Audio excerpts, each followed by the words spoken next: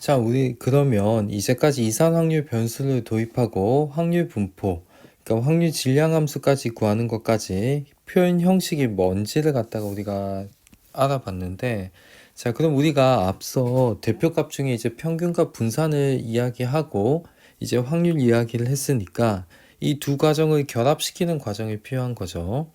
자, 그래서 샘플 하나 잡을 건데 쌤이 요 x는 국어 점수라고 할까요? 국어 점수. 뭐 x1은 뭐 예를 들어 81점, x2는 뭐 83점, 뭐 이런 식으로 나름 시험에서의 국어 점수를 갖다 이야기를 할 건데, 자, 그 다음에 자, 총원 이제 40명이 있다고 해봐요. 반에 이제 40명이야. 자, 그러면 도수의 총합은 이제 라젠이라고 하면 되겠지. 그럼 40명 중에 국어 점수 81점이 이제 3명이 있다고 해버리면, 자, 그럼 40명 중에 내가 81점을 선택할 확률은 이제 40분의 3이 되는 거잖아. 물론 이제 위치상 이런 이야기를 했지만 뭐 이제 기호로 쓰면 이제 P1이 될 거라는 거지. 근데 이제 그러니까 83점이 한 7명 있었다라고 한다면 그건 이제 40분의 7 뭐 이런 식으로 찝어냈겠지. 이렇게 쓰고 나서 표상에서. 그럼 뭔가 이제 n개의 어떤 별량이 있다라고 하고 각각에 해당되는 뭐 확률이 뭐 마지막은 1이다라고 하면 근데 마음대로 쓰는 거야. 어쨌든 이네들의 합계는 뭐가 되어야 돼? 1이 되어야 되는 거잖아요. 자, 그러면 우리가 점수의 평균을 잴 때 총 40명 중에 자, 81점이 뭐 이제 3명이 있고 83점이 이제 7명이 있고 뭐 이런 식으로 계속 이제 쓸 거잖아요. 그죠? 자, 근데 이렇게 놓고 봤을 때 보시면 요 앞에 들어가는 얘네들은 뭐가 돼? xi, 즉 별량이 될 거고, 즉 별량 해당되는 이제 확률 변수가 되겠죠. 뒤에 들어가는 이제 40분의 3, 40분의 7 이런 것들은 다 뭐가 돼?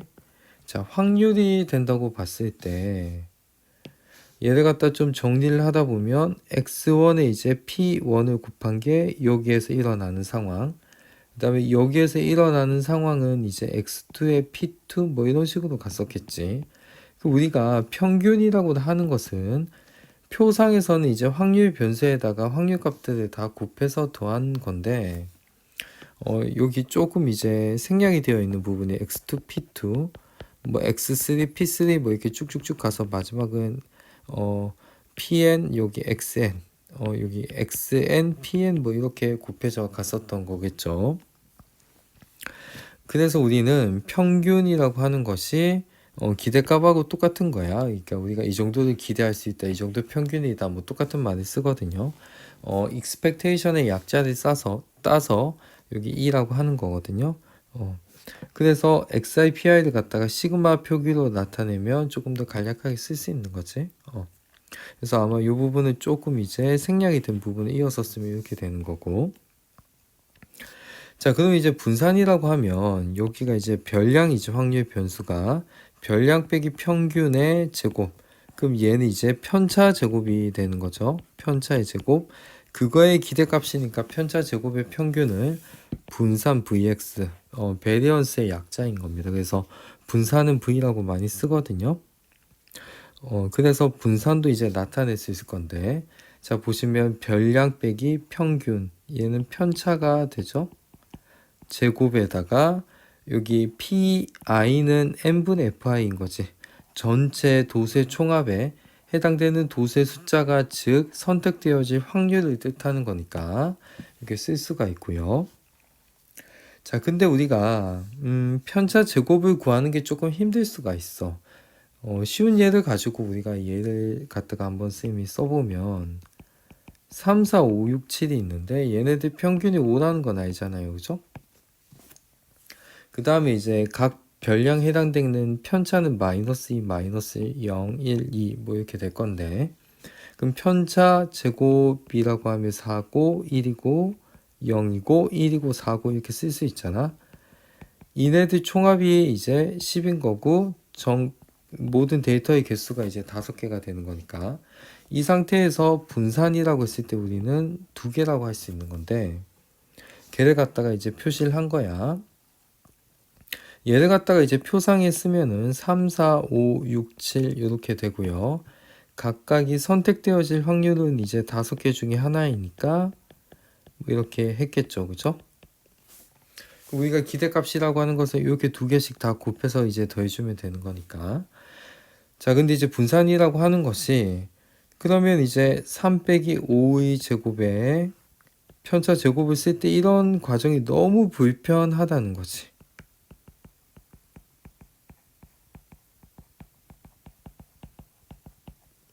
이렇게 쓰는 것들이 이제 너무 불편한 나머지 우리가 다르게 구할 수 있는 걸 한번, 아니, 다르게 구한다기보다는 보다 더 편한 방법을 우리가 찾고자 함에 있으니까. 그래서 이 분산을 나타내는 수식을 조금 바꿀 건데, 보면은 시그마 i는 1에서 n까지라고 하면 시그마 안쪽을 갖다가 전개를 해. 이렇게 쓰고 pi가 있었던 거지. 자, 그러면 이제 항별 요렇게 전개가 되는 거니까 xi의 제곱에 pi, 2m의 xi pi, m제곱의 pi를 갖다가 분배 법칙을 써서 쓰고 이제 시그마를 이제 항별로 이렇게 분리를 할 거거든요. 근데 i는 1에서 지금 n까지 움직이는데 2m은 고정값이니까 시그마 앞으로 튀어나갈 수가 있어. m도 이제 고정값이기 때문에 시그마 밖으로 튀어나가거든요. 자, 이렇게 놓고 봤을 때 자, 확률의 총합은 1인 거니까 얘는 그대로 m제곱. xi, pi는 우리가 아까 평균이라고 했죠. 그냥 m이라고 할게. 앞에 마이너스 2m 있고 얘는 더 간결하게 바꿔 쓸 수 없으니까 그대로 이렇게 쓰고 나서 봤더니 우리는 얘는 이제 기대값이라고 하고 있을 거잖아. 앞에는 우리가 더 바꿀 수 없기 때문에 그대로 쓰고요. 뒤에는 마이너스 2m제곱 더하기 m제곱인데 쓰면 마이너스 m제곱이야. 자, 놓고 봤을 때 얘는 별량들의 제곱을 갖다가 썼기 때문에 별량 제곱의 평균 EX제곱이라고 하고 뒤에는 이제 평균 기대값이니까 EX 전체 제곱이라고 한다면 여기는 VX였네요. 분산을 하고 있었을 거니까. 자, 분산은 제곱의 평균 빼기 평균의 제곱. 그래서 평제라는 말을 씁니다. 자, 그래서 우리가 아까 풀었던 2라는 것을 갖다가 제평평제를 쓰기 위해서는 어떻게 하냐면 먼저 3의 제곱 9 곱하기 5분의 1, 16 곱하기 5분의 1, 25 곱하기 5분의 1, 36 곱하기 5분의 1, 49 곱하기 5분의 1 한 개 제평이었던 거고요. 그 다음에 평균 자체는 5였잖아요. 빼기 25. 얘가 평균의 제곱이었던 거지. 그래서 얘가 2가 나온다는 걸 보이면 되는 거니까 자, 5분의 1은 공통인 상태에서 이렇게 쓰고 25를 빼준다는 거지. 자, 25, 50, 85인 건가요? 그래서 135인 거지. 그럼 5분의 135 빼기 25는 5분의 125인 거니까 5분의 10에서 2가 나왔다는 거지. 그래서 제평평제를 해도 같은 분산의 값이 나온다. 그래서 중요한 말이 매번 편차 제곱을 다 더한다는 게 불편한 경우가 많은데 이때는 제곱의 평균 빼기 평균의 제곱이라고 해서 푸는 것까지도 여러분들이 기억해 주시면 좋겠네요. 자, 그러면 우리가 평균 분산 표준 편차 구하는 식에 대해서 알아봤으니까 이게 약간 확률 변수에 A배를 하고 B를 더한 게 이제 일종의 조작이라고 봤을 때 이렇게 조작이 되었을 때도 우리가 기존의 공식을 어떻게 살짝 바꿔서 효과적으로 구할 수 있는지를 살펴보는 거야. 예를 들어서 여러분들 자 3, 4, 5, 6, 7에서 아까 이제 분산 시그마 제곱이 2였고 그죠? 평균 5였잖아요. 그죠? 얘네들이 2를 곱하고 1을 더해 볼게요. 그러면 확률 변수가 7하고 9, 11, 13, 15가 바뀌면 자, 바뀐 평균을 M'이라고 한다면 여러분들 이거 5를 5분의 하고 7, 9, 11, 13, 15 이렇게 다 더해서 구하는 건 굉장히 불편한 거지. 자, 그러면 2배를 곱하고 1을 더했다고 하니 기존의 평균의 2배를 곱하고 같이 1을 더하면 될 것 같은 느낌을 일단 살려봐 주면 좋을 거고요. 근데 이제 분산이라고 했을 때는 얘네들이 전부 다 이제 1식 차이 났는데 지금 2식 차이 나잖아. 그죠? 2식 차이가 났다는 건 얘 확률 변수를 x라고 하면 얘는 2x 더하기 1인데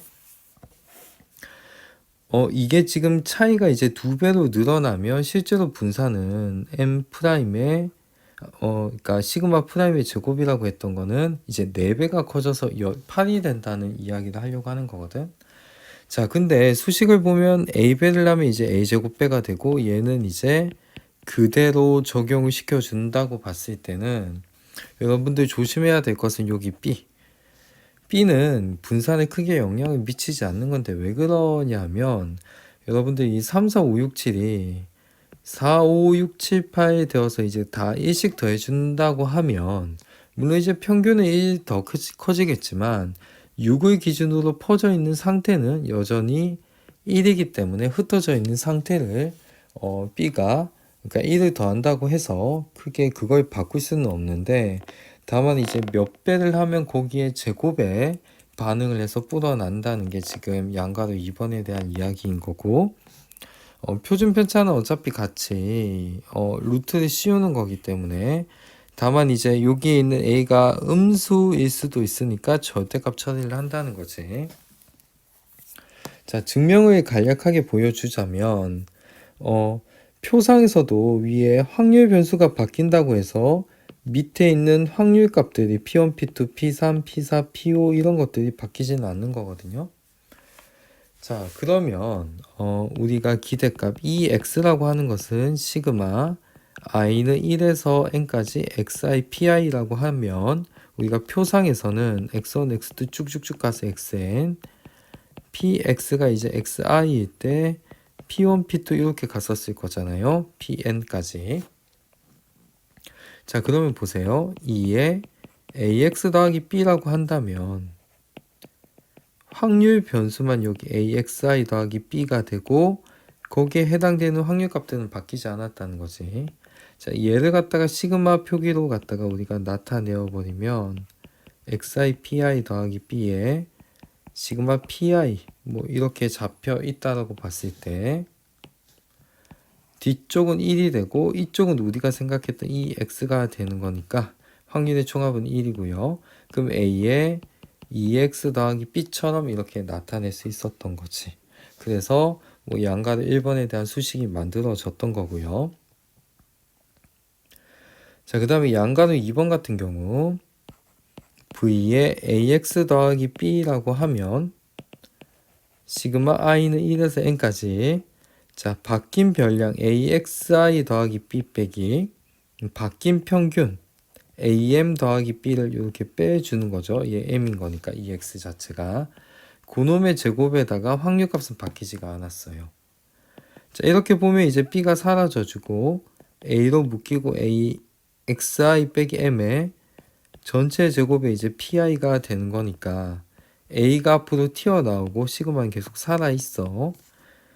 시그마 i는 1에서 n까지 하고 지금 xi 빼기 m의 제곱에 이제 pi가 될 거니까 요 뒤쪽이 이제 vx가 되거든요. 시그마랑 합쳐서. 그럼 결국은 이제 a 제곱만 바꿔도 튀어나가는 거니까 이렇게 된다는 거지. 잘 기억해 주시고요. 표준 편차는 이제 같이 이제 루트를 씌우는 거니까 분산 증명하면 되었던 거지.